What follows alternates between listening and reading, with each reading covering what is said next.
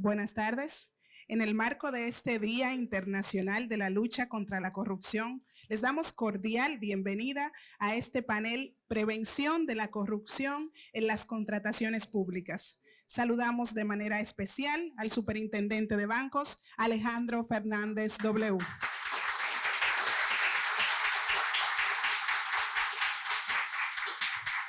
Saludamos también a nuestro Intendente de Bancos, el señor Julio Caminero. Agradecemos la presencia de nuestro gerente, el señor Juan Mendoza. Y para la Superintendencia de Bancos es un honor recibir en esta tarde a 3 grandes profesionales que nos visitan y a quienes recibimos con mucho cariño y con mucho agradecimiento por sacar un espacio en su agenda. Ellos son el señor Carlos Pimentel, Director General de Contrataciones Públicas. Nos acompaña también el señor Wilson Camacho, titular de la Procuraduría Especializada en Persecución de la Corrupción Administrativa, PEPCA.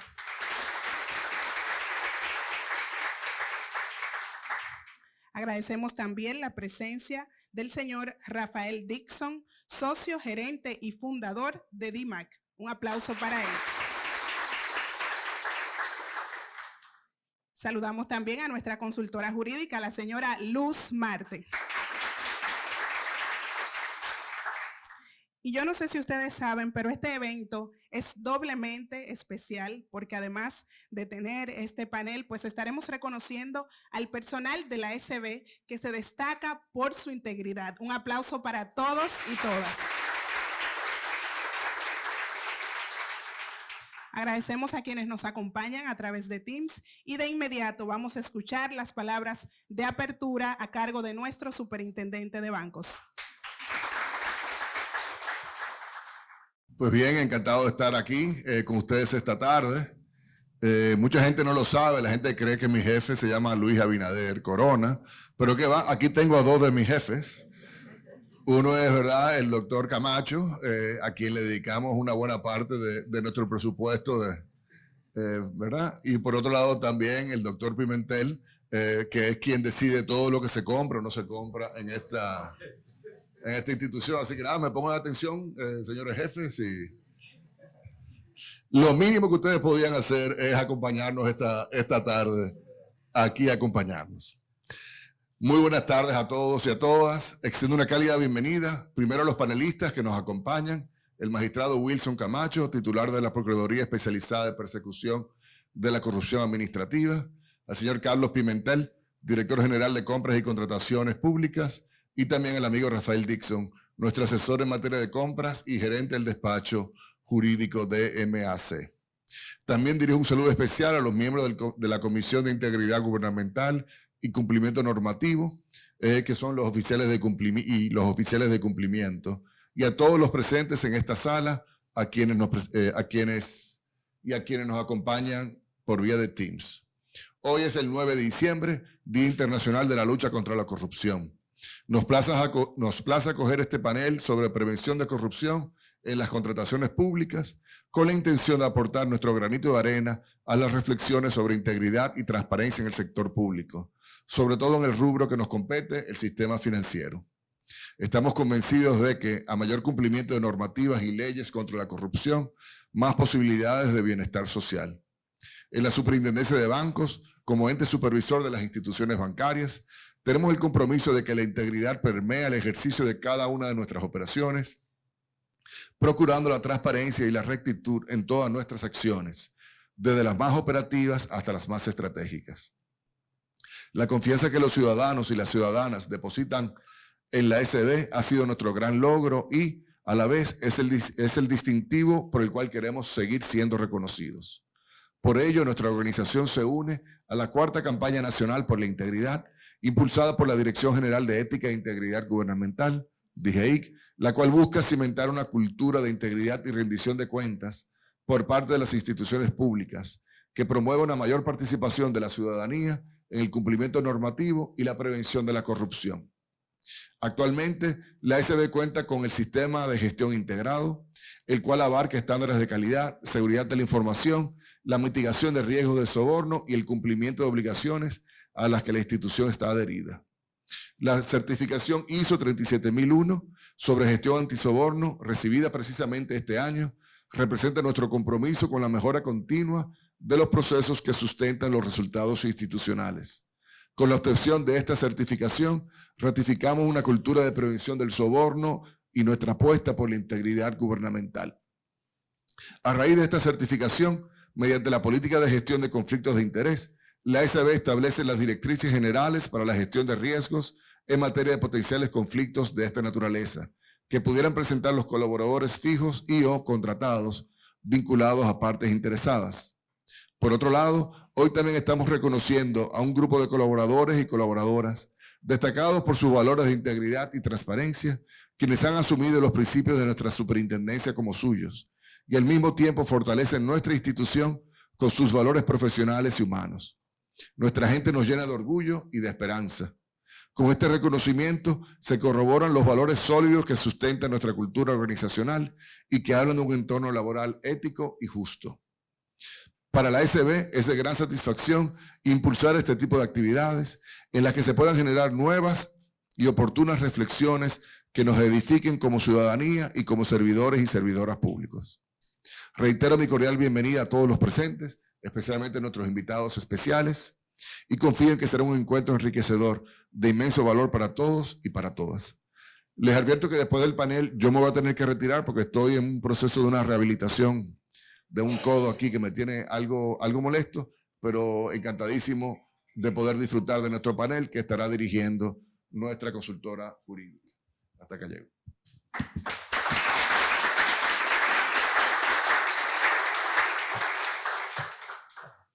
Agradecemos las palabras de nuestro superintendente de bancos y de inmediato vamos a iniciar con el panel Prevención de la Corrupción en las Contrataciones Públicas. Invitamos a este escenario a nuestra consultora jurídica, la señora Luz Marte, quien realizará la moderación de este panel. Un aplauso para la señora Luz. Invitamos al señor Carlos Pimentel, él es abogado egresado de la Universidad Autónoma de Santo Domingo. Continuamos con el magistrado Wilson Camacho. Él es abogado, psicólogo y sociólogo dominicano. Y se une a este panel el señor Rafael Dixon, quien es experto en administración pública, entidades de intermediación financiera, entidades de aviación y empresas de telecomunicación. Un aplauso para él.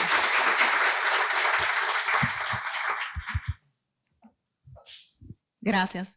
Me escucho bien, ¿verdad? Bien, buenas tardes a todos. Gracias por separar este tiempo para compartir con nosotros reflexiones sobre este tema que es tan importante. Como decía el superintendente de bancos, ha sido parte de nuestra consigna tratar de llevar una gestión ética íntegra y hemos desplegado esfuerzos significativos para lograr ese acometido. Gracias a ustedes porque han sido dentro de ese proceso un apoyo importante para la superintendencia de bancos. Entonces, sin que esto tenga ningún orden necesariamente lógico, pero sí para poder hacer fluir las ideas, voy a hacer algunas preguntas, algunas las voy a dirigir, pero si alguno de los panelistas quiere intervenir y dar su aporte, pues perfectamente también es posible. Creo que es bueno comenzar por lo básico. Entonces, como este panel está enfocado a contrataciones públicas, es importante quizás conceptualizar y aterrizar algunos conceptos. Dixon, dado que esta es básicamente tu área de ejercicio, ¿qué es la contratación pública?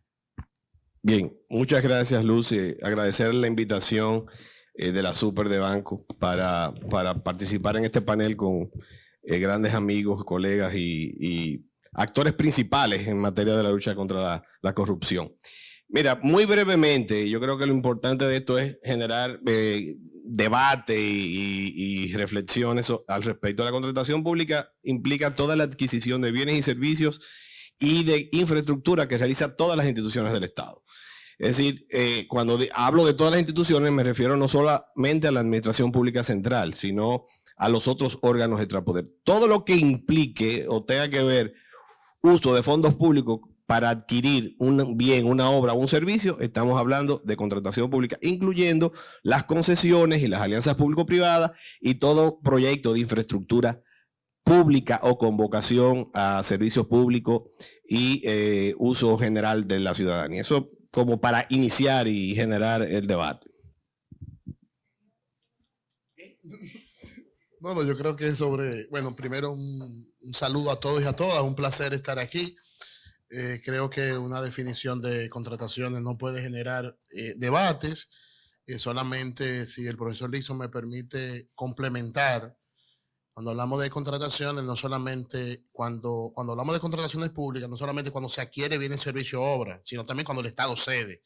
Lo que pasa es que en la República Dominicana, cuando hablamos de contrataciones públicas, todavía estamos en la compra y no entendemos que las contrataciones públicas también incluyen la venta del patrimonio público. Y digo esto porque una de las debilidades que tenemos en el país es que no tenemos una normativa que regula o que pueda regular la venta del patrimonio público. Entonces, contrataciones públicas, compra, venta, y dentro de las compras, entonces ya viene servicio, obras, concesiones y alianza público-privada. En el país, una ausencia lamentable fue que la ley de alianza público-privada derogó el régimen de las concesiones.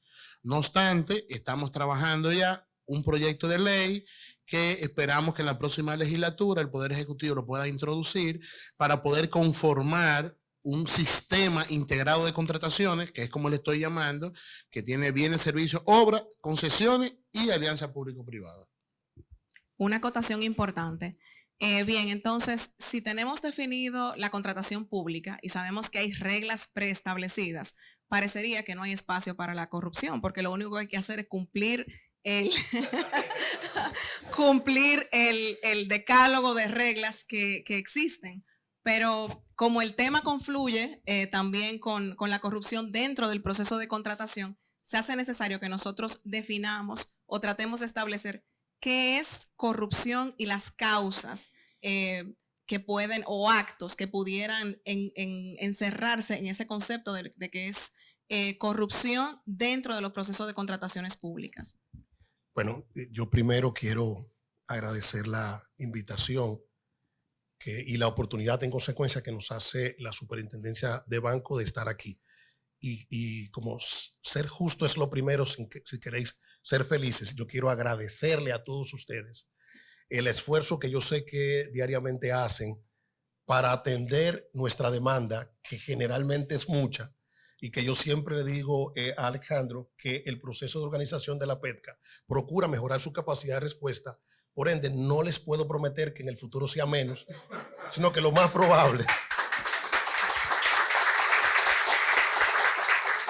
Lo más probable es que le estemos pidiendo más cosas, pero yo quiero aprovechar también, y lo digo porque generalmente yo no soy políticamente correcto y ahora no pretendo cambiar, y esto se puede interpretar por el hecho de que esté aquí, pero la superintendencia ha sido una de esas instituciones, digamos, que se ajustó a nuestra dinámica de trabajo desde el día 1 y al día de hoy eso no ha cambiado. O sea, siguen atendiendo a los requerimientos de la PETCA, digamos que conforme las propias necesidades que tenemos en la PETCA, y esa es una particularidad que acompaña a la Superintendencia de Banco, no necesariamente a todo el que es un usuario de la PETCA, así que yo le estoy eternamente agradecido.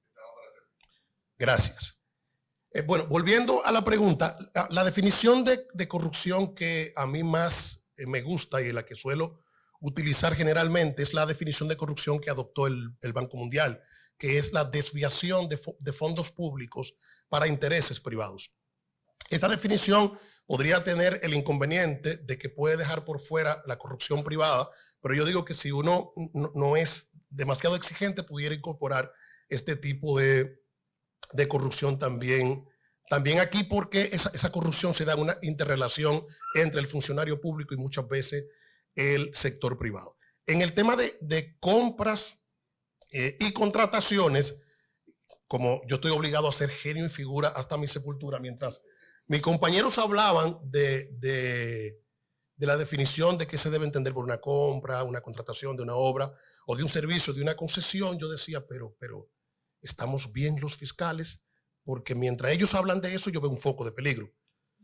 O sea, la cuestión es que las compras y contrataciones es una de las actividades del Estado en la que es más probable que se pueda presentar un hecho de corrupción. Generalmente, esos hechos de corrupción se dan, uno, para desviar el propio procedimiento, y ahí quiero conectar con la pregunta, si el procedimiento se hiciera de manera correcta, entonces no tendríamos que entrar en juego nosotros a tener que procesar personas que participan en ese ciclo de compras y contrataciones. Para alterar esas reglas del juego, generalmente, y esta es la principal manifestación de corrupción que se da en la compra y las contrataciones, es el soborno. O sea, muchas veces las personas, sobre todo para afectar la competencia, digamos que para no competir con otros, siguiendo las reglas del juego, suelen ofrecer en consecuencia a los funcionarios que están envueltos en el ciclo de compra y contratación de forma tal de que puedan desviar el procedimiento y a su vez recibir beneficios ilícitos de ese proceso de compras y contrataciones.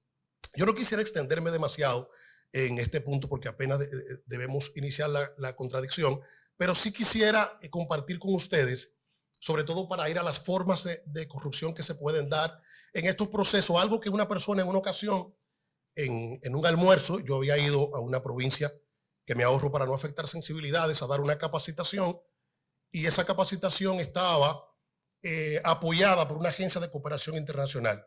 Y en el almuerzo, la representante de la agencia me comenta y me dice que su hermano es proveedor del Estado. Ah, qué bien.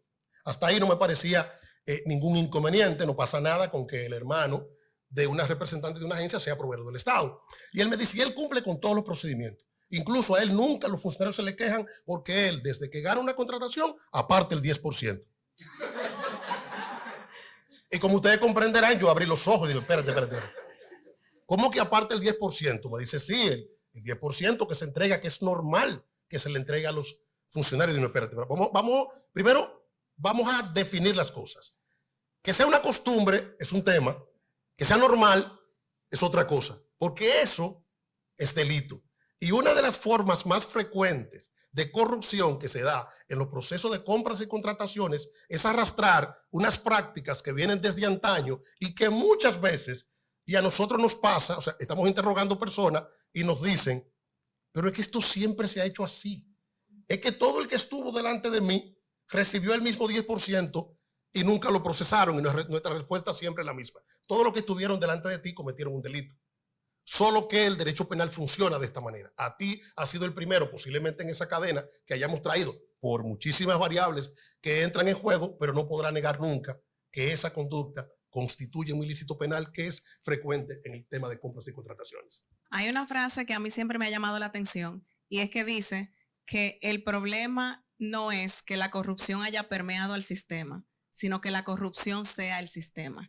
Y eso, la verdad es que denota como los grados, vamos a decir, de robustez que tienen nuestros sistemas, el grado de institucionalidad que nosotros manejamos como país para lograr que cada vez más estos actos sean aislados. Dixon, sobre la misma pregunta que comentaba el magistrado, no sé si tú quieres entrar ya en lo que es la definición que pueda tener la ley, que sea más allá del proceso penal, pero sí ese descriptivo de actos de corrupción que establece la normativa vigente. Si quieres adentrarte ahí para nosotros tener una perspectiva general. Mira, yo voy a tocar eso, pero yo quisiera iniciar diciendo lo que no es corrupción en materia de contratación pública, que se confunde mucho y puede generar debate, que yo creo que parte de esto es eso, poder compartir ideas. Mira, lo primero que no es corrupción es una mala planificación.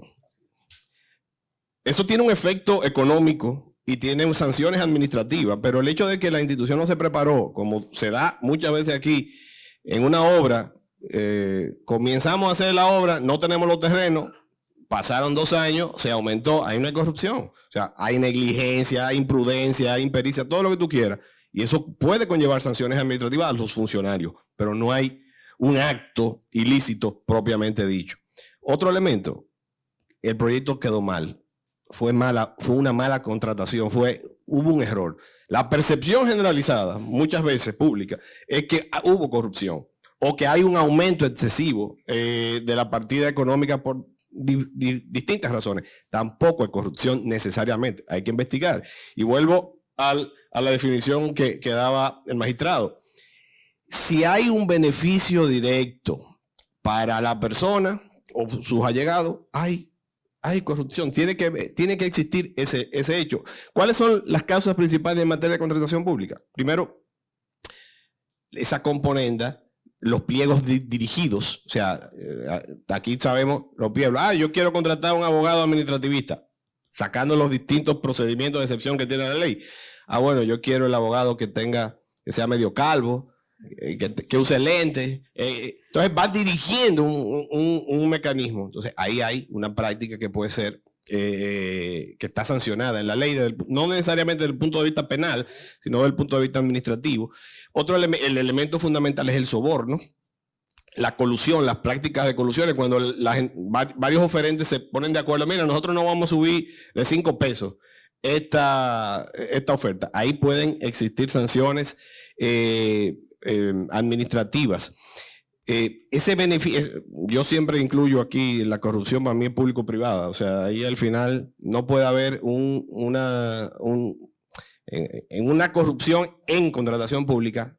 Hay 2 personas. Sí, no puede desligarse que cuando está el sector público debe haber un privado que es el que se beneficia de manera concreta. Entonces yo creo que para seguir generando la discusión, principal elemento, o sea, no confundir esos aspectos que se dan en nuestra realidad, que no deben ser catalogados necesariamente como corrupción, y los principales elementos. Y la causa es, señores, la contratación pública maneja entre el 15 y el 20% del Producto Interno Bruto de un país.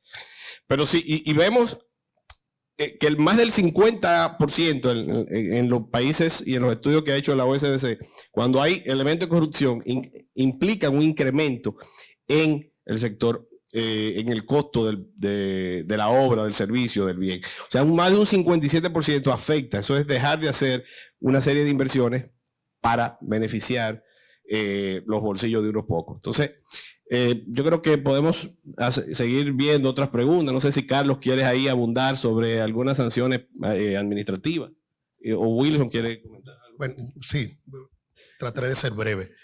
Hay algunos autores que se atreven a concebir como corrupción, digamos que la ineptitud extrema. Hay algunos autores que llegan hasta ahí, quizás sobre la base de que algunas personas opinan que el primer acto de corrupción es aceptar un cargo para el que no se está en condición de ejercer.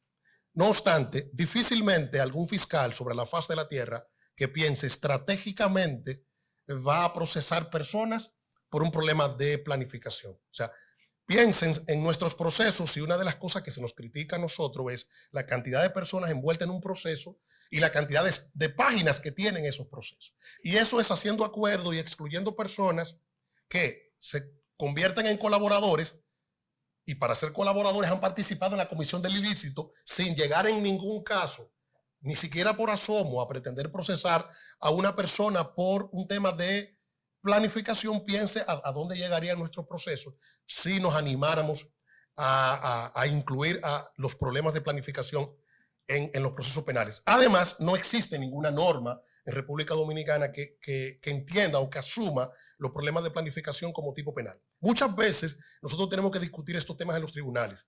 Ejemplo típico, las adendas. Una adenda no es un delito.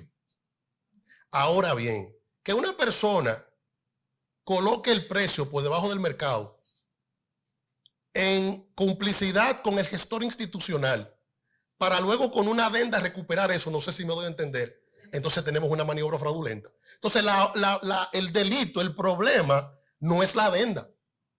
El problema es cómo un ente privado y un ente público se han puesto de acuerdo para, primero, excluir a otros competidores, y segundo, para obtener una contratación como consecuencia de esa maniobra fraudulenta. Sobre todo porque el que baja el precio está seguro que con la adenda va a recuperar lo que ha bajado de precio, que le ha permitido ganar la licitación, y va a conseguir otras cosas, que además generalmente la adenda llega a cubrir el dinero que solicita, o que generalmente solicita el funcionario para el pago de soborno. Digo que generalmente solicita, porque una de las discusiones que nosotros tenemos es que a veces se cree, sobre todo en los tribunales, que la gente participa de práctica corrupta solo por soborno. El soborno es una forma, el tráfico de influencia puede ser otra forma por la que la gente comete actos de corrupción y muchas veces lo hacen hasta por agradecimiento.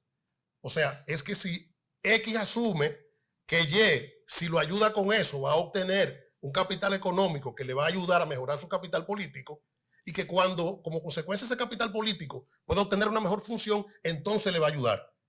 Generalmente la corrupción no se fía, pero excepcionalmente esto puede pasar.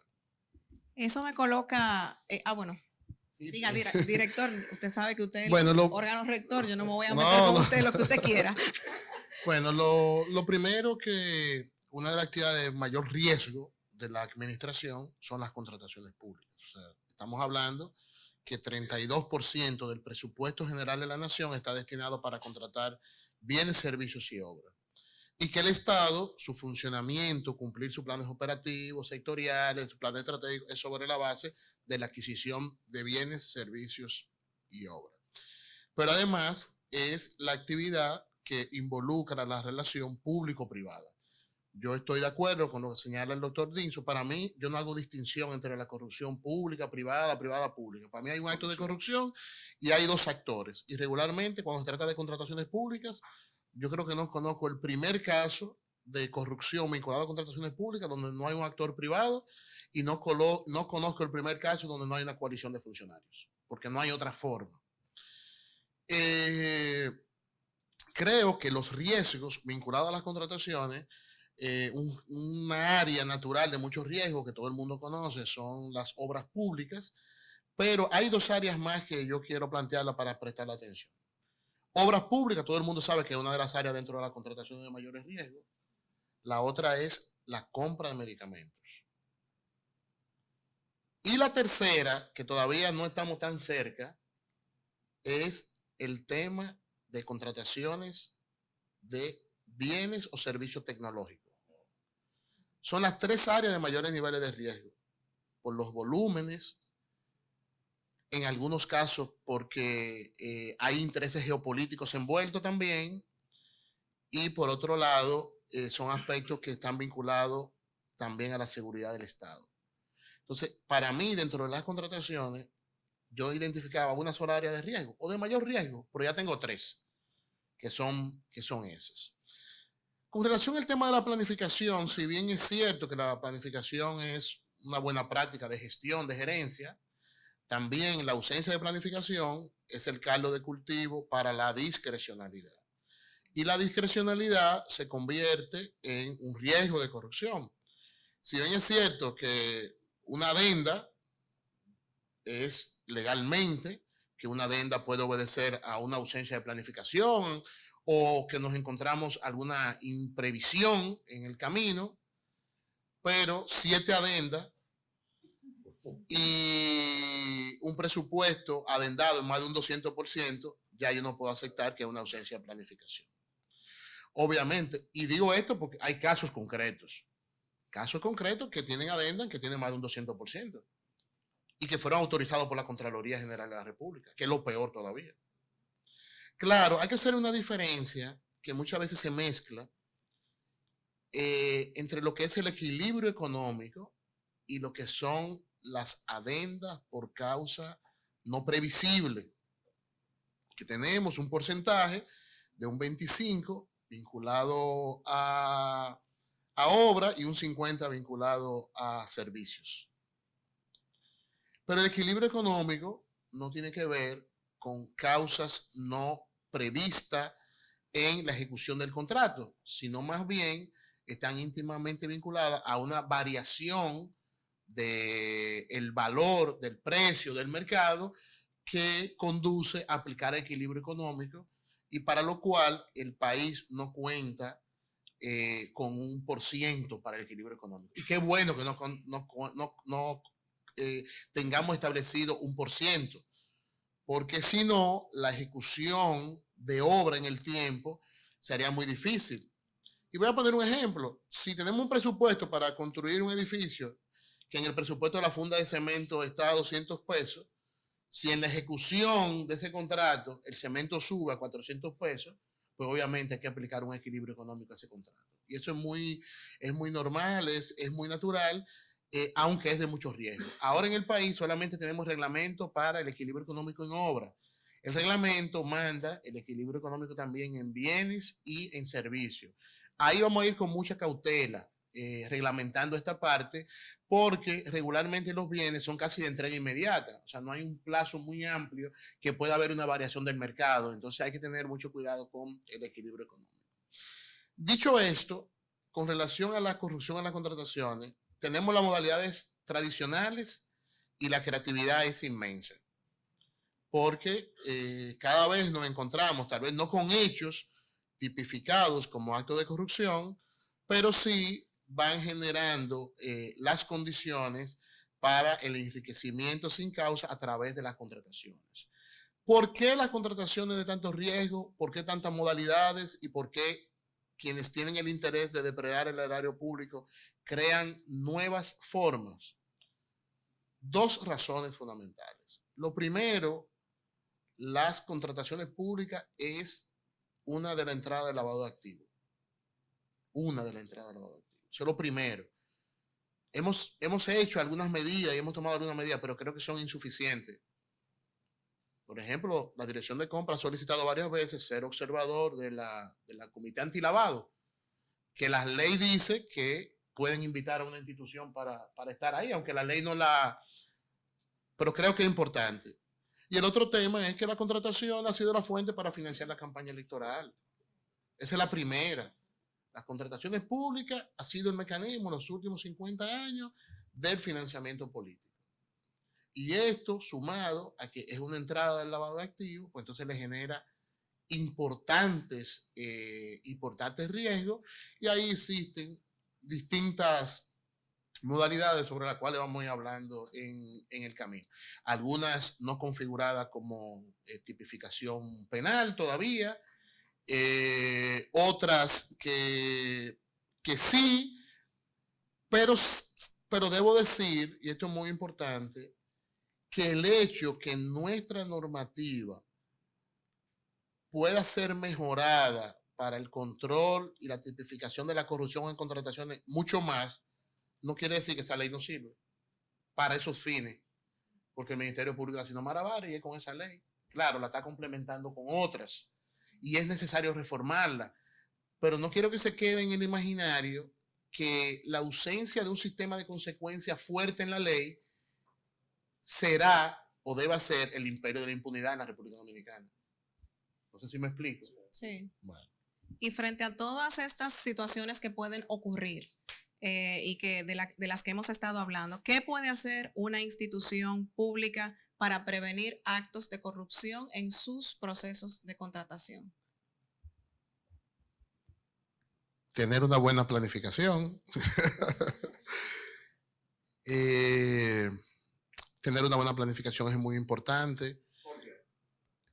Porque reduce la improvisación, y reduciendo la improvisación, tú reduces la discrecionalidad y probablemente evitas procedimientos de excepción que, si bien están contemplados en la ley y son legales, son de alto riesgo. O sea, los procesos de excepción están ahí, podemos hacer urgencia, podemos hacer emergencia, podemos hacer proveedor único, pero son de más riesgos. Creo que la planificación puede llevar a que todos sus procesos sean en línea. Yo creo que la aspiración de toda institución es que todos sus procesos sean en el sistema electrónico de contrataciones. No recibir ofertas por fuera. Ahora mismo el Estado Dominicano promedio estamos recibiendo el 80% de las ofertas son en líneas. Y tenemos que seguir tratando de recibir ofertas en línea. Creo que es, importante las personas, la integridad de quienes integren el comité de compra. Eso es fundamental, porque las dos instancias donde se generan cualquier manipulación vinculada a la corrupción en una institución es entre los peritos y el comité de compra. Entonces, las personas, trabajar la integridad de las personas, contar con la documentación estándar que permita gestionar los procesos. Yo creo que es muy importante la experiencia que hemos tenido con oficiales de cumplimiento en las contrataciones. Ahí hay una experiencia, ya tenemos presencia en 19 instituciones Y la verdad es que el hecho de haber decidido que no es suficiente evaluar una oferta técnica y una oferta económica sin hacer una debida diligencia, yo creo que es uno de los aportes más importantes que estamos haciendo al sistema. O sea, lo que nosotros hemos identificado a través de la debida diligencia en las contrataciones es una cantidad de proveedores participando con documentación falsa, pero falsificación de registro mercantil, registro de proveedores, las garantías de seriedad de la oferta o la garantía de fiel cumplimiento, hasta título universitario, o poder, ¿por qué no?, gestionar los conflictos de interés, la debida diligencia interna y externa. O sea, nosotros regularmente estamos haciendo cruce de nómina de las instituciones con el registro de proveedores del Estado y le compartimos a la máxima autoridad, le decimos, mira, en tu institución estos servidores son proveedores. Y de esos que son proveedores están presentando ofertas en tu institución. Y de eso han sido adjudicados. Y ahí la máxima autoridad en algunos casos han tenido que tomar medidas disciplinarias. Porque el hecho de que un servidor público sea proveedor necesariamente no quiere decir que esté en el régimen de prohibiciones. Va a depender en qué grupo ocupacional se encuentra ese servidor. Ahora, lo que es inaceptable es que sea proveedor y que sea adjudicado en la misma institución en la cual labora. Nosotros hemos estado notarios de procesos que están participando en los procesos también. Entonces, la debida diligencia interna, la debida diligencia externa es muy importante. Y creo que también es muy importante que el proceso de contratación, si bien es cierto que inicia con la planificación, tenemos que saber que no termina con el acta de adjudicación o con la firma del contrato. Hay que dar seguimiento a la ejecución contractual. Y ese seguimiento a la ejecución contractual es muy importante porque nosotros tenemos que saber, sobre todo las áreas requirientes, tienen que saber si lo que solicitamos es lo que nos están entregando en la cantidad y en la calidad. Porque nosotros tuvimos un caso que transitó el camino penal y se lo entregamos a la Procuraduría, que ese caso tiene una particularidad.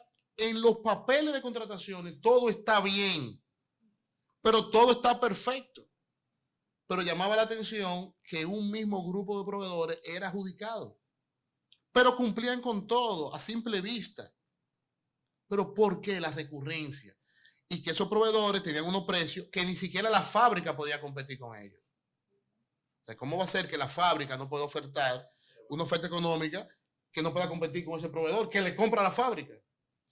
Bueno, pues la situación era y estaba en lo que se entregaba. No se entregaba las cantidades. Yo contrato 100 y si voy a entregar 50 solamente, y obviamente tú necesitas una participación del almacén, de la unidad requiriente, de todo un entramado. Entonces, los riesgos en la contratación hay que verlo en la etapa, previa, en la etapa precontractual. ¿Qué puede pasar ahí? En la etapa contractual y en la etapa postcontractual. Incluso, a veces nos quedamos en la etapa contractual, nos quedamos en los procedimientos, pero en la etapa postcontractual, ejecución de un contrato, para mí, y desde mi punto de vista, lo que he visto hasta ahora, hay mucho más riesgos. Por ejemplo, nosotros no podemos seguir teniendo una administración que no te ejecuta una garantía de fiel cumplimiento. No te ejecuta. O sea, el proveedor te entrega y no te entrega y está todo bien. Pero no puede ser. No podemos tener una administración que no te rescinde un contrato por incumplimiento. Como que a nadie le duele eso. Nadie pregunta si entregaron, si no entregaron. Entonces, ahí en esa etapa yo creo que hay que prestar atención. Y hay un tema que va a implicar una reflexión importante sobre la cual le vamos a prestar mucha atención, es si de verdad las garantías de seriedad de la oferta, de fiel cumplimiento, si de verdad son garantías. Si de verdad son garantías. Ese es otro tema. Es sumamente importante eso que usted comenta, porque a veces como instituciones del Estado nosotros nos enfocamos en llevar con la máxima pulcritud el procedimiento de compras hasta la adjudicación. Y quizás por mismo desconocimiento, porque ustedes saben que hay funcionarios que se suman al tren gubernamental, no necesariamente con una, que quizás son de recién ingreso y que hay una curva de aprendizaje que también se agota. O sea, el comprender la gran responsabilidad que tienen las áreas que reciben los servicios de tutelar que efectivamente la institución reciba aquello por lo que pagó. y la incapacidad que tiene un funcionario público de tener discrecionalidad sobre la tolerancia que va a tener la institución de lo que recibió.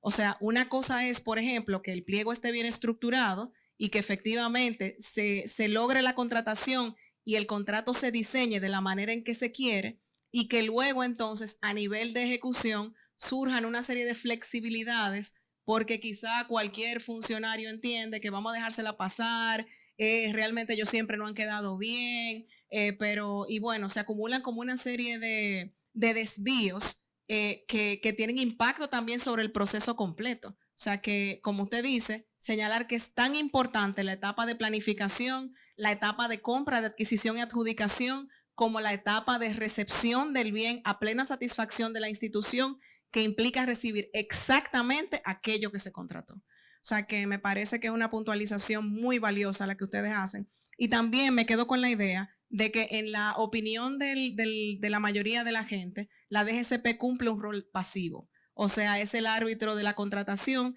pero nadie se imaginaría, por ejemplo, lo que usted comentaba, de que tiene un rol activo en la prevención de la corrupción cuando estas banderas que identifica las comenta o busca la forma de canalizarlas. Entonces, no sé si quiere comentar un poquito más para conocimiento nuestro. ¿Qué rol juega la DGCP en la prevención de la corrupción? Sí.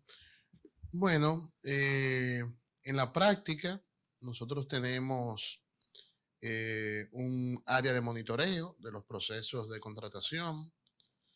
Esa área de monitoreo actualmente con un software que desarrollamos para esos fines, que tiene 42 alertas, que nos permite identificar, inmediatamente se cargan las ofertas, nosotros podemos identificar si existe riesgo de colusión, por ejemplo. De manera automatizada, el sistema nos dice si en ese proceso están participando proveedores que están vinculados. El sistema tiene distintas variables que puede ser desde teléfono en común, direcciones, representantes, composición accionaria o cuentas bancarias.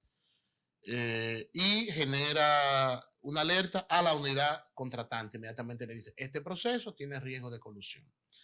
Que hay que decir que en el país siempre hablábamos de colusión, pero cuando esa alarma empezó a funcionar, ese sistema de alerta, yo me di cuenta que era más de lo que pensábamos, el tema de la colusión.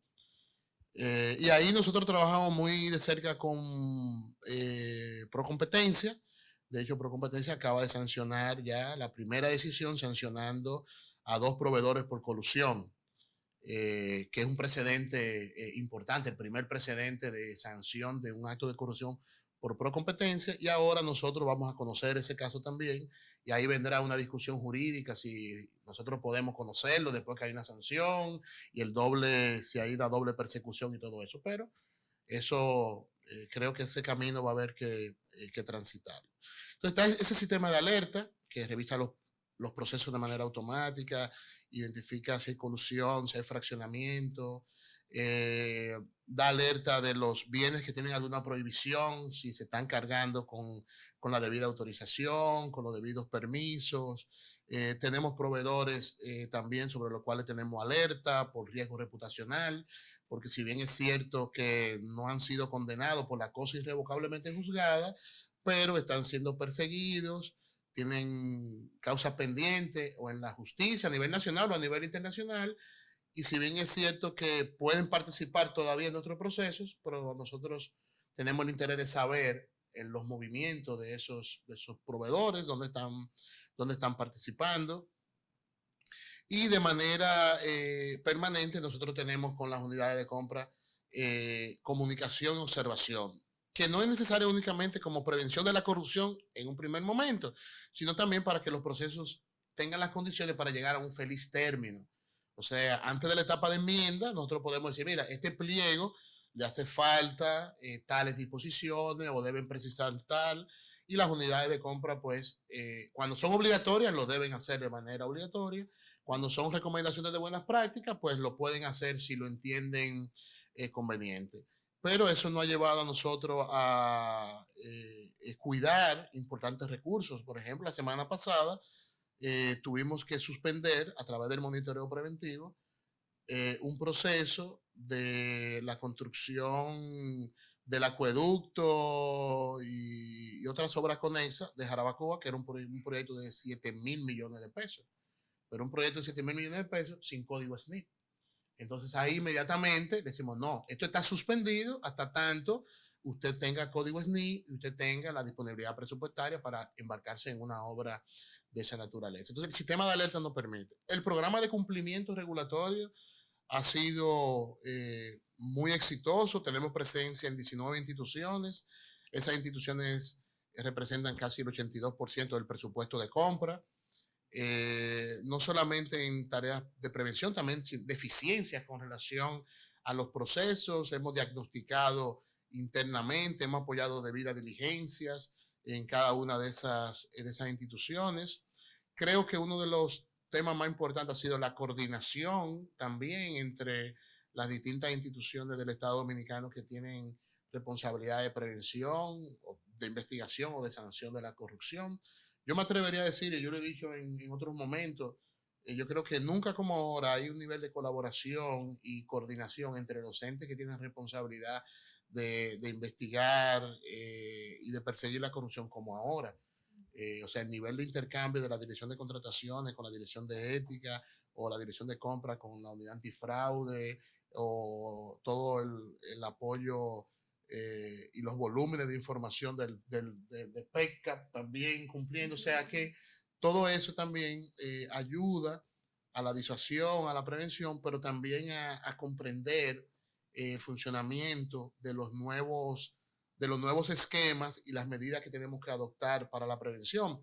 Por ejemplo, cuando yo decía el tema de medicamentos, en el tema de medicamentos, para que ustedes vean más o menos, a raíz de un caso que se está llevando ahora mismo, que está en justicia, nosotros empezamos a mover la base de datos y nosotros decíamos, pero ¿por qué todo el tema compra medicamentos? ¿Por qué hay proveedores que ganan más que otros? ¿Qué es lo que está pasando? Entonces, concho, el Estado está comprando medicamentos a precios más bajos. Y no es lo mismo tú vender medicamentos con registro sanitario que sin registro sanitario, por poner un detalle. Y el Estado Dominicano durante algunos años estuvo comprando medicamentos sin registro sanitario. O sea, cuando nosotros cruzamos el registro sanitario con el registro de proveedores y lo que se había comprado, nosotros decíamos, pero obligatoriamente, quien oferta en esas condiciones tiene posibilidad de ofertar más barato. Entonces es una forma de no tener garantías de participar, de competir en igualdad de condiciones. Entonces eso nos lleva a que todos los bienes o servicios que el Estado contrate tienen que estar en el marco de la legalidad. Registro de intelectual, propiedad intelectual, registro sanitario. Sí. Nosotros vamos ahora a decir, bueno, las obras públicas que el Estado contrate, no puede tener un contratista que esté trayendo material ilegal. No puede. Todo eso hay que irlo cuidando y ir dotando las medidas del lugar. Bien, entonces me anclo en la idea anterior a esta última que usted menciona, cuando usted hablaba de la cooperación, y usted decía nunca en este momento, y quizás a diferencia del pasado, había habido tanta cooperación en entidades del Estado que se dedican a la identificación o que requieren de asistencia mutua para poder lograr una correcta persecución de este tipo de muchas veces crímenes y delitos. Entonces, quería preguntarle al magistrado Camacho, ¿cómo, cuándo interviene entonces el PEPCA en este tipo de procesos? Identificado el ilícito, cometida la infracción, ¿cuándo interviene el PEPCA? ¿Qué hace? ¿Cómo es el proceso de investigación? Si nos puede comentar un poco. A mí me alegra mucho la pregunta, porque esto me permite reiterar un reclamo que yo le hago a Carlos, quizás en términos jocosos, y es que nosotros terminamos siendo víctimas del correcto funcionamiento del sistema de prevención. ¿A qué me refiero?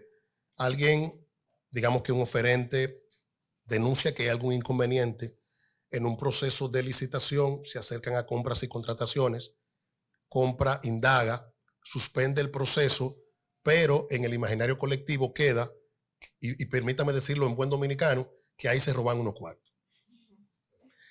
Como el sistema de prevención funcionó correctamente, no hubo erogación de fondos. Como no hubo erogación de fondos, el Estado no perdió. Como el Estado no perdió, yo no puedo hacer nada. Pero la gente dice, ahí se roban unos cuartos. Entonces terminamos nosotros digamos que en las patas de los caballos, porque la acusación es que a sabiendas de que ahí pasó algo malo, o dicho de otra manera, de que se roban unos cuartos, entonces la PETCA no ha hecho nada. Aún así, yo prefiero que el sistema de prevención funcione correctamente, aunque yo tenga que cargar un poco con esa imputación que se nos hace, porque yo creo que eso probablemente es la consecuencia de cómo han funcionado en el pasado los entes de prevención. En la medida de que la ciudadanía se dé cuenta de que estas cosas pasan y de que su rol es ese, es justamente evitar que se vaya a distraer dinero del erario, la gente en esa misma medida lo irá comprendiendo. Yo quisiera aprovechar porque yo creo que el tema de prevención implica eso a lo que Carlos hacía referencia, que es fomentar en el sector público los programas de cumplimiento. O sea, que el Estado haga las diligencias necesarias, como se las exigimos al sector privado, antes de contratar, para evitar que el Estado termine contratando con cualquiera y muchas veces contratando a personas que terminan subcontratando a lo que realmente tienen la capacidad de proveer el bien o el servicio al Estado. Dicho esto, cuando entramos nosotros, bueno, aunque a veces no se nos coloca a nosotros en el mismo nivel del rango de la prevención, porque nosotros lo que hacemos es persecución, hay una forma como la persecución previene. Y la principal forma en la que la persecución previene, y ha sido un tema abordado por mucho tiempo en el derecho penal, que es el principio de prevención general positiva, es haciendo casos. En la medida de que nosotros hacemos casos, uno lo que espera es que estos casos puedan disuadir a las personas a que no cometan actos de corrupción, aunque muchas veces nosotros estamos conscientes que lo que sucede es que se cambian las formas de cometer actos de corrupción. Es algo como así decir, ya ellos saben esta forma como lo hacemos, entonces mutan la forma de la criminalidad. Pero volviendo a la PETCA persigue la corrupción en sus tres modalidades. Puede ser pequeña corrupción, mediana corrupción o grandes casos de corrupción. En los últimos años incluso nosotros nos hemos concentrado en los grandes casos de corrupción por una razón fundamental. La pequeña corrupción y la mediana corrupción había sido perseguida, digamos que con mayor o menor intensidad en República Dominicana. Lo que no había sucedido era que los grandes casos de corrupción, la mega corrupción, fuera perseguida, y nosotros quisimos concentrar nuestros esfuerzos para que esto suceda, sobre todo para que cuando nosotros ya no estemos en estas funciones, quienes nos sustituyan no puedan asumir como discurso de que no es posible perseguir los grandes casos de corrupción porque ya los hemos perseguido. Entonces nosotros, y esto ha sucedido en algunos casos, y es una dinámica que a mí me gusta mucho, desde el propio funcionamiento del sistema de prevención. Al menos nosotros tenemos judicializado ya 2 casos, Iván, y estamos trabajando en otros, que han nacido en denuncias que las personas presentan en la dirección de ética. Que ética hace sus indagaciones hasta donde le permite la norma, luego lo pasa al Ministerio Público y nosotros, en la medida que encontremos evidencia, lo judicializamos. Ya Carlos hacía referencia también a un caso que nace en compras y contrataciones, que incluso, y espero no ser indiscreto, uno de los principales elementos del Ministerio Público fueron los propios informes producidos por la Dirección de Compras y Contrataciones, que nosotros entonces llevamos a la judicialización del proceso. Para que entre la PETCA, normalmente va a ser de 3 formas, o porque las personas presentan una denuncia, repito, esa denuncia puede ser ante los órganos de prevención o directamente ante la PETCA, o porque se hagan asistir de un abogado y presenten una querella, que en este caso se deposita única y exclusivamente en el Ministerio Público, o por conocimiento directo. Una de las modalidades por la que nosotros hemos iniciado procesos de investigación es simple y llanamente viendo un programa de investigación.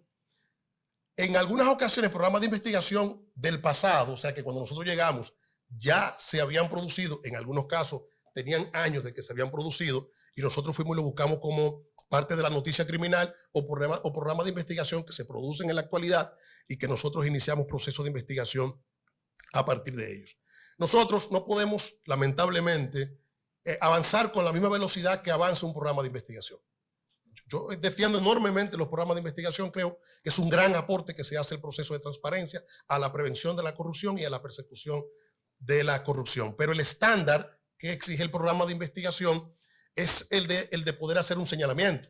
El estándar que se nos exige a nosotros es el de poder vincular a esa persona entre el señalamiento que se ha hecho y las evidencias con que cuenta el Ministerio Público, que puedan en principio establecer al menos que son con probabilidad autores o cómplices de esos hechos que se les imputan. Entonces nosotros vamos a ingresar o vamos a iniciar nuestro proceso generalmente cuando el sistema de prevención no ha sido suficiente como para poder asegurar que las personas no cometan hechos ilícitos. Por eso yo creo que, sobre todo tomando en cuenta que hoy es Día Internacional de la Lucha contra la Corrupción, es importante poner mucho esfuerzo en los sistemas de prevención, porque en la medida de que funcionen correctamente los sistemas de prevención, entonces tendremos menos necesidades de procesar personas por caso de corrupción. Y esto quizás hasta cierto punto a modo de desahogo, eso nos permitiría a nosotros, si los sistemas de prevención funcionan hoy por hoy correctamente, resolver los temas del pasado, ponernos al día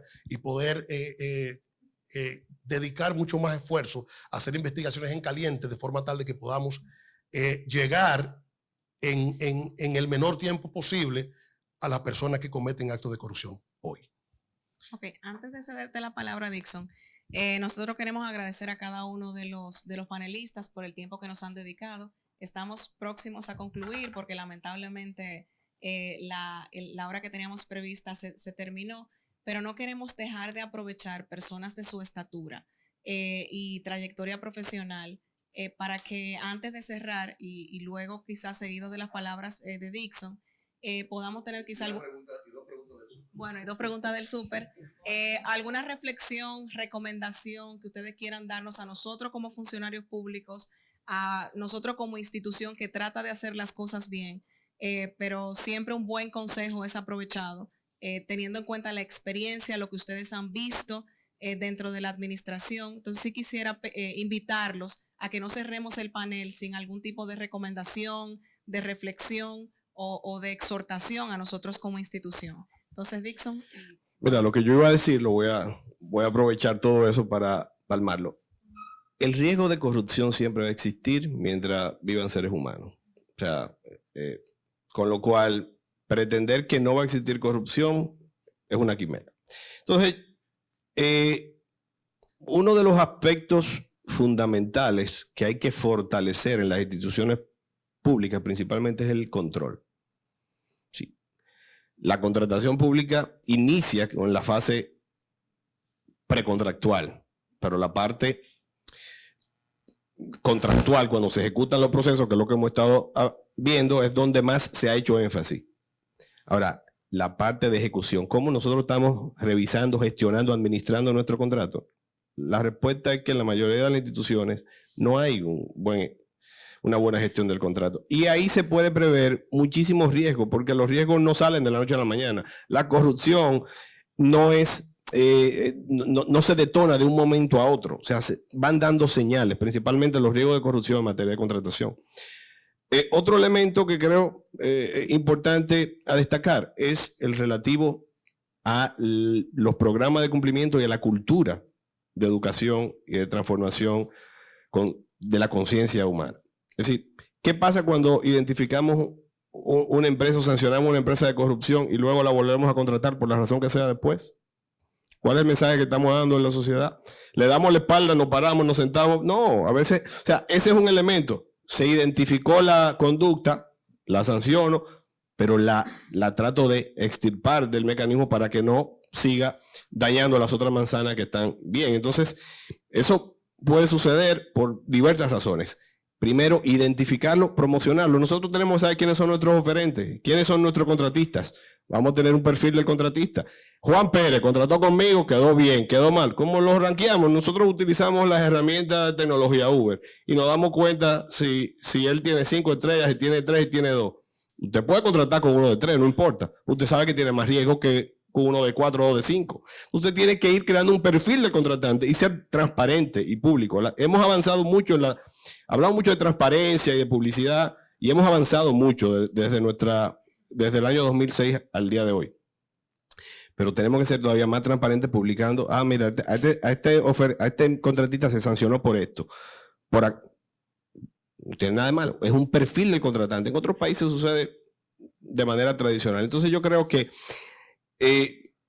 realizando esos cambios a nivel de la institución y aquellas instituciones que se certifican, a mí me preocupa mucho el tema, lo valoro bastante, el tema de los programas de cumplimiento. Dicho sea de paso, República Dominicana es referente a nivel mundial de los programas de cumplimiento. O sea, el avance que hemos tenido en términos de cumplimientos regulatorios públicos son fundamentales y somos referentes a nivel de Latinoamérica. ¿Están esos funcionarios, esos líderes, esas instituciones públicas teniendo una cultura de cumplimiento en sus instituciones públicas o lo están haciendo como un checklist real? Porque si hacemos el checklist como tal, no estamos en nada. Certificamos 125 instituciones y en algún momento eso va a generar, obviamente necesitamos primero que se certifiquen y que cumplan. Lo que quiero transmitir es un cambio educacional de conciencia, es una cultura de cumplir la norma. A veces lo que necesitamos, no necesitamos más normas, vamos a cumplir la que tenemos. Pasó esto, o sea, no busquemos, los conflictos de intereses siempre van a haber, vamos a revelarlo. Vamos a revelarlo. El conflicto de interés usted lo revela, se abstiene y ahí, o sea, es ser transparente en todos los niveles de nuestra conducta, pública y privada. Ese es el mensaje que yo les dejaría como reflexión. Es decir, nosotros vamos a seguir impulsando esa cultura de cumplimiento, vamos a seguir mitigando, estableciendo todos los mecanismos para prever conductas inadecuadas. Muchas veces son legalmente válidas, pero no son moralmente o éticamente aceptables. Entonces la vamos a aceptar porque no hay una sanción. No, vamos a evitar y a que el simple hecho de que cometió un error, como sucede en los países nórdicos, dimiten. No tienen ni siquiera que ahí, lamentablemente, los magistrados tendrían mucho menos trabajo. Pero esa es la idea, es decir, que la sociedad evolucione hacia ese sentido. Y ese sería mi mensaje final. Bueno, la lucha contra la corrupción se sostiene fundamentalmente sobre dos pilares: control y sanción.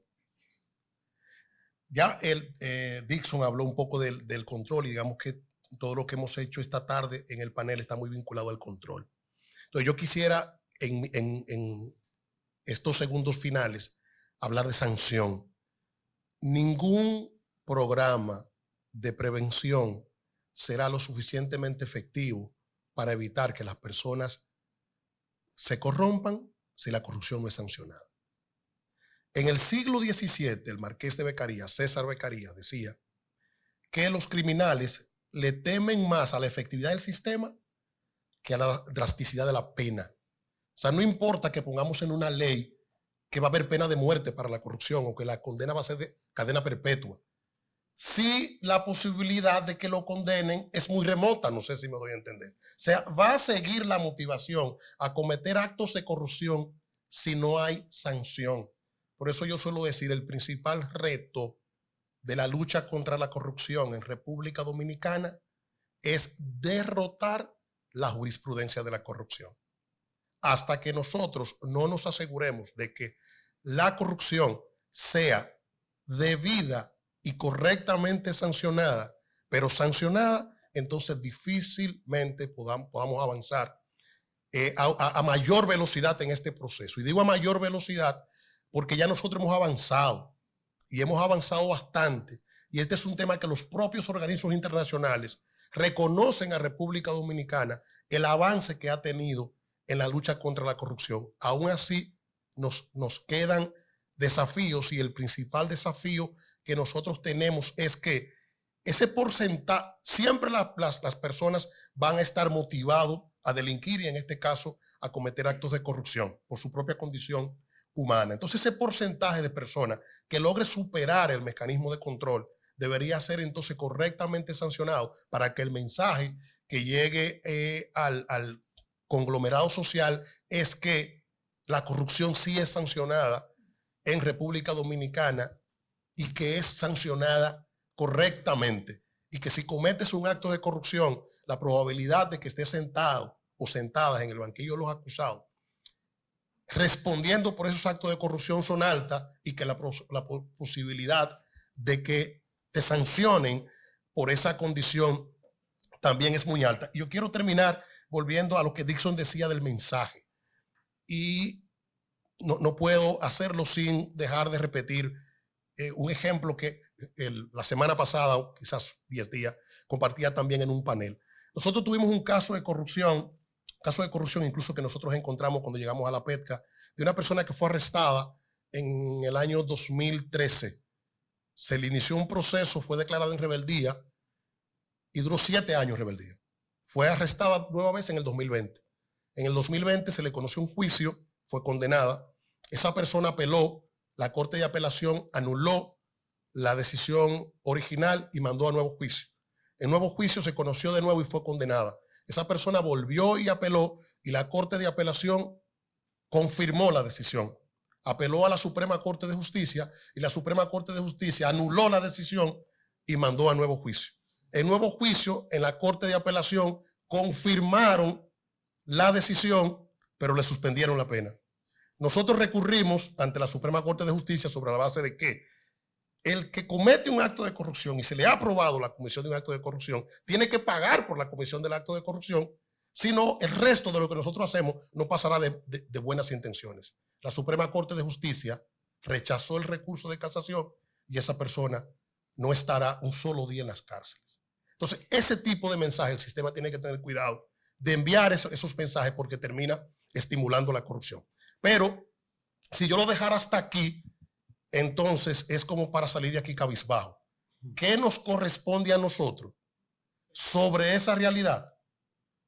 Insistir, insistir, insistir, insistir. Y desde lo que nos corresponde con el Ministerio Público, casos, casos, casos y más casos. Al menos los casos ponen en evidencia el sistema.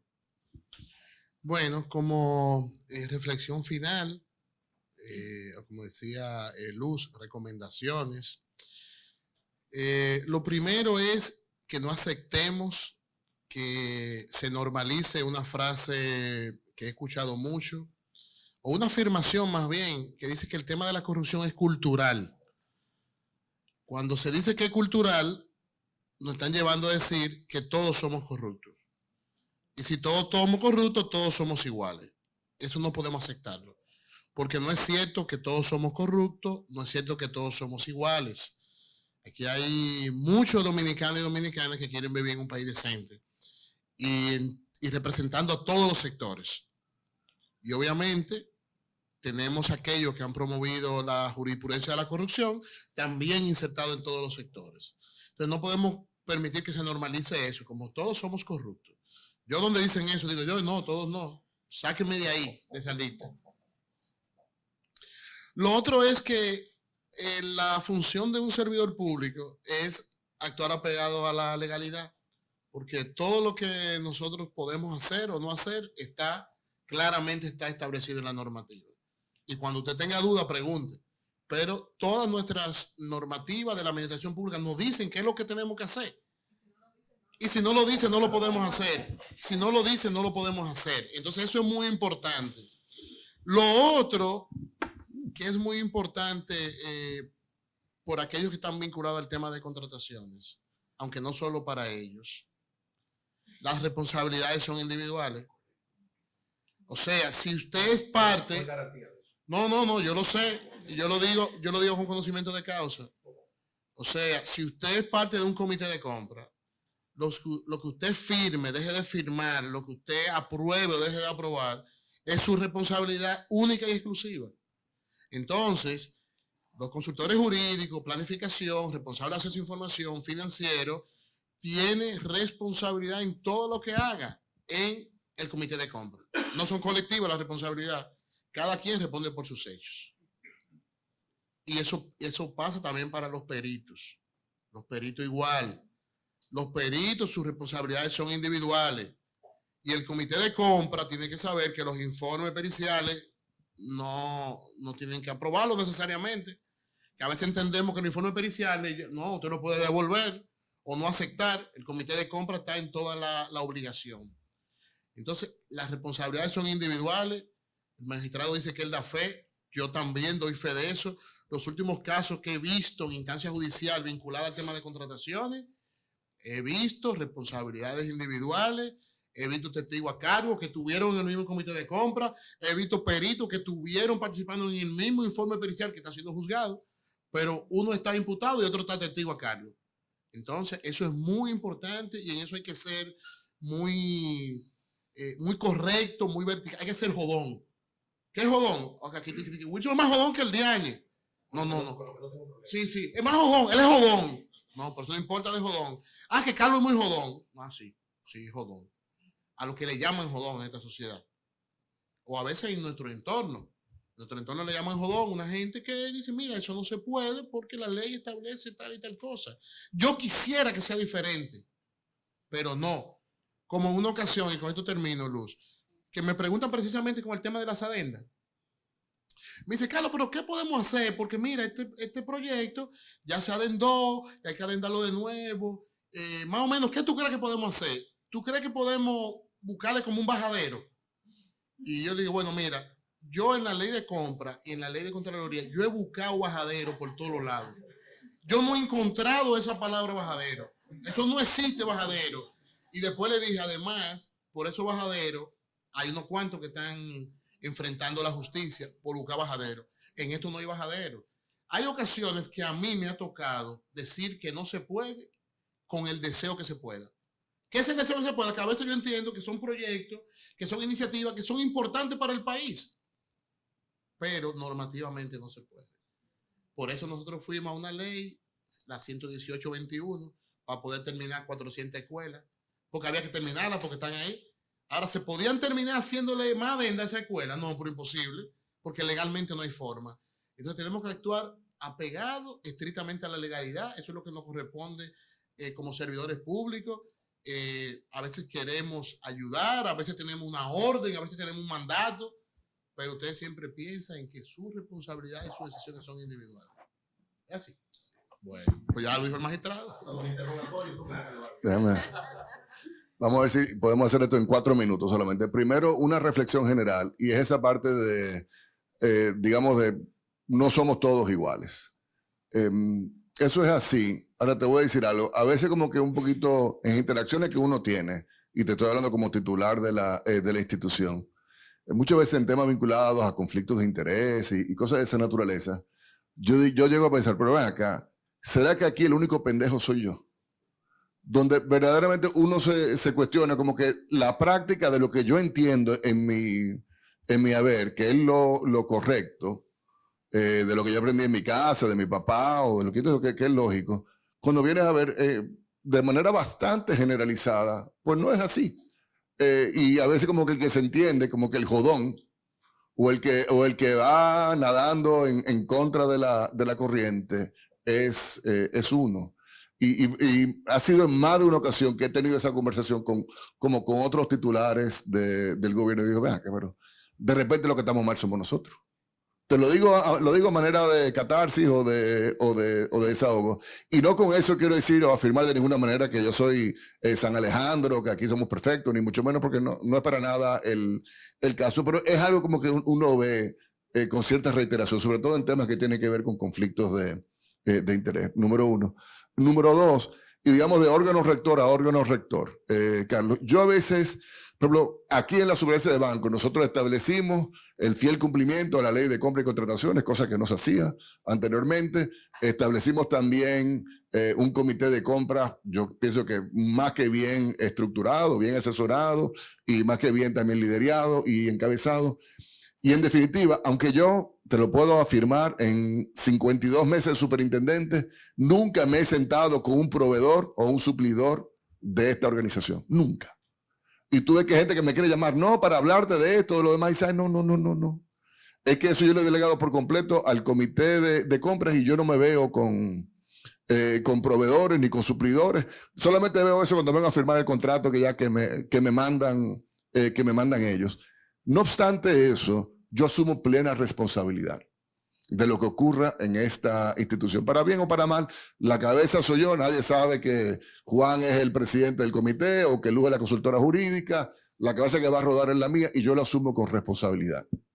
Ahora, en el caso tuyo, a mí me inquieta como que, y te lo digo porque también soy un órgano supervisor, que se quiere llevar a tal nivel, el nivel de responsabilidad o de involucramiento o de control o de monitoreo de seguimiento que se espere del órgano de control, compras y contrataciones, donde al final como que la responsabilidad se termina echando sobre tus hombros, porque eso te parece, yo hago la analogía y tú sabes muy bien a qué es lo que me refiero, a que aquí hay una situación en el sistema bancario. Óyeme, yo me hago responsable de lo que ocurra dentro del sistema bancario, pero al final del día ahí hay una administración, hay un consejo de directores, hay una asamblea de accionistas y evidentemente el trabajo que nosotros teníamos que hacer. Pero lo que pase, que se de un banco que nosotros lo hayamos tenido que intervenir y cerrar en el país, eso no fue porque yo hice algo malo, sino que los dueños de ese banco y la gestión de ese banco hizo algo que no era correcto, entonces nosotros ejecutamos eso.